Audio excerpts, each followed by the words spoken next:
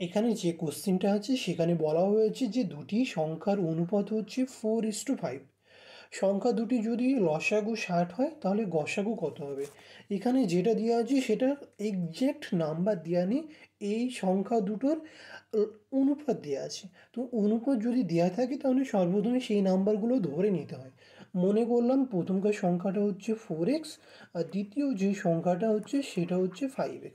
তাহলে আমরা গসাগু কত হবে, তাহলে এখান থেকে আমরা বলতে পারি গসাগু সমান হচ্ছে এই দুটো সংখ্যার মধ্যে যেটা কমন হয় সেটা হচ্ছে গসাগু, এই দুজনের মধ্যে কমন আছে সেটা হচ্ছে এক্স। তাহলে গসাগু কত পেলাম, গসাগু পেলাম এক্স।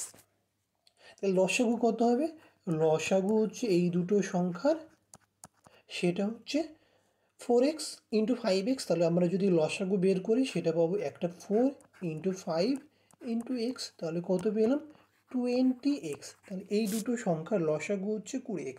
এবার কোশ্চেনে দেওয়া আছে যে লসাগুটাই হচ্ছে 60। তাহলে 20x সমান যদি 60 হয় তাহলে x সমান কত পাবো, x সমান পাবো 3।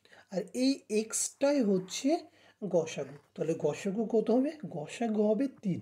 তাহলে রাইট অ্যান্সার যেটা সেটা হচ্ছে 3। আর যদি সংখ্যাগুলো বের করতে বলতো তাহলে আমরা সংখ্যা একটা 4-এর সঙ্গে 3 গুণ করতাম, তাহলে 4-এর সঙ্গে যদি 3 গুণ করতাম তাহলে 12 পেতাম। 5-এর সঙ্গে যদি আমরা 3 গুণ করতাম তাহলে পেতাম 15। তাহলে সংখ্যা দুটো হতো 12 ইন্টু 12 অ্যান্ড